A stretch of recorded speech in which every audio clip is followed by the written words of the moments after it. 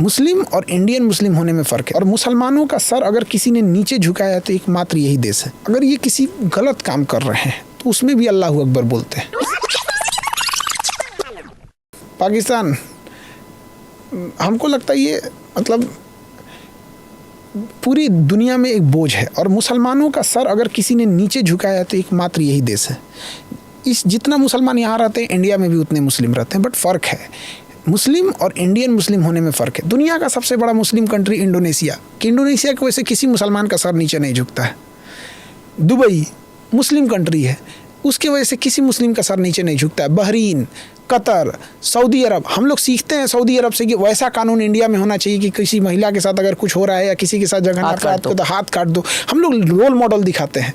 लेकिन पाकिस्तान की वजह से आज मुसलमान अपने आप को सोचे कि मुसलमान को अगर जिल्लत सहना पड़ रहा है तो उसमें 80% योगदान बस इन्हीं चोट्टों का है। यहाँ पे मस्जिद में बम फोड़ देता है सब, सिया सुन्नी में सुन्नी वहाबी, वहाबी देवबंदी, अहले हदीस अरे बाप रे बाप, इतने वेराइटी बना के रखें कि हम अच्छा वाला है तुम अच्छा वाले। ये बोझ है। और सबसे बड़ा ख़राबी क्या होता है इन लोगों में कि अगर ये किसी गलत काम कर रहे हैं तो उसमें भी अल्लाहू अकबर बोलते हैं। तो इंसान फ़र्क क्या करेगा? कोई नमाज़ पढ़ने जा रहा है अल्लाहू अकबर बोल के, आप वही बात बोल के किसी मासूम को ताज होटल में कोई छुट्टियां मनाने गया उसको गोली मार दोगे। तो ये सोचिए कि ये दूसरे के दुश्मन तो बाद में हैं, ये सबसे बड़े दुश्मन अपने हैं।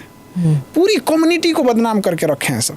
पर अब अगर बहुत से लोग हैं जो कहते हैं हम एक ही किस्म के लोग हैं, यहीं से तो निकले थे पाकिस्तान, हम भाई हैं, हम एक ही हैं, हम भारत और पाकिस्तान, आप उनके लिए क्या कहेंगे?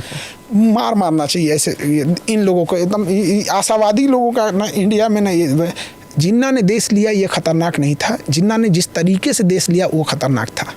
यहाँ पे भाई भाई का बंटवारा के लिए कोई माँ को गोली मार देता है, बाप पे हाथ उठा देता है और कहेगा कि हम भाई भाई हैं, ऐसा नहीं होता है। परवरिश कैसी हुई, जहाँ पोलियो पिलाने वाले बच्चे को पाकिस्तान में गोली मार दिया जाता है, पोलियो नहीं पिलाने दिया जाता, क्या कह के कि पोलियो अगर 2 बूंद पिला देंगे तो बड़ा होकर 2 ही बच्चा पैदा कर पाएगा।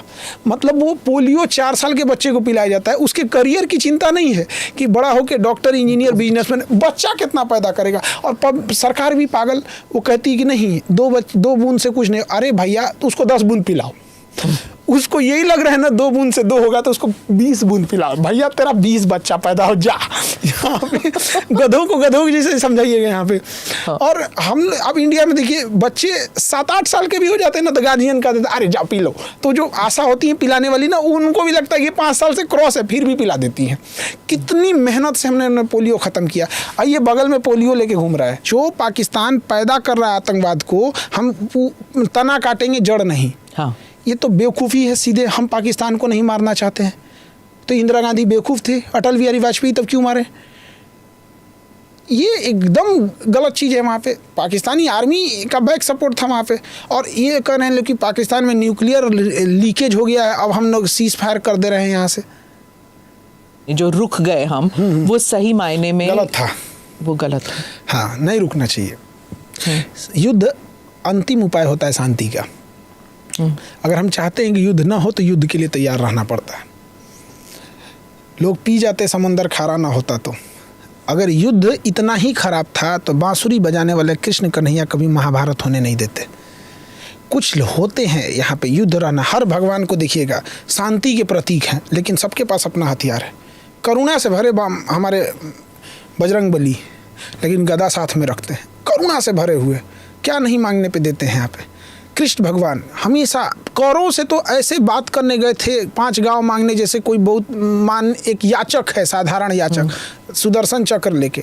तो युद्ध के लिए तैयार। ये राष्ट्रपिता हमारे गांधी जी थे जो नॉन वायलेंस के प्रतीक थे, तो फिर वो भी तो है ना। गांधी जी नॉन वायलेंस के पुजारी थे। उस समय देश आज़ाद नहीं था। संगठन को लंबे समय तक बचा के रखने के लिए एक जरूरी था, क्योंकि अंग्रेजों के पास हथियार इतने ज़्यादा थे कि संगठन बनाने में टाइम लगता है। अगर हम एक गर्म दल बनाते थे 10 साल में, वो 10 दिन में में ख़त्म करके रख देते थे। जब लाशें गिरती थी तो लोगों का मोटिवेशन गिर जाता था। तो गांधी ने उस समय एक रास्ता निकाला कि अंग्रेज़ों के खिलाफ लड़ना भी है, संगठन भी मजबूत बना के रखना है और साथ ही साथ क्या करना है, मोटिवेशन भी बना के रखना है। तो गांधी जी संगठित करते थे। इसी कांग्रेस से तो सुभाष चंद्र बोस निकले थे। सुब्रह में तो नरम दल वाले थे, गरम दल थे। ये तो गांधी की दूरदर्शिता थी कि हमारा आंदोलन जिंदा रहेगा लंबे समय तक के लिए। वरना भगत सिंह की कौन इज्जत नहीं करता है, क्या सुभाष चंद्र की इज्जत कौन नहीं करता है, चंद्रशेखर आज़ाद जी की इज्जत कौन नहीं करता है। लेकिन गरम दल को दबाना आसान होता है और एक कोई इंसान जाता है तो कई लोग उससे प्रेरित होकर और आते हैं और उससे कई गुना ज़्यादा लोग थोड़ा सा कतराने लगते हैं। तो गांधी को रास्ता था। और दूसरा ये था कि अंग्रेज़ों को मारना था। तो जब कोई मरीज बीमार होता है तो उसे टैबलेट भी दिया जाता है, इंजेक्शन भी दिया जाता है। तो भगत सिंह इंजेक्शन थे, गांधी जी टैबलेट थे।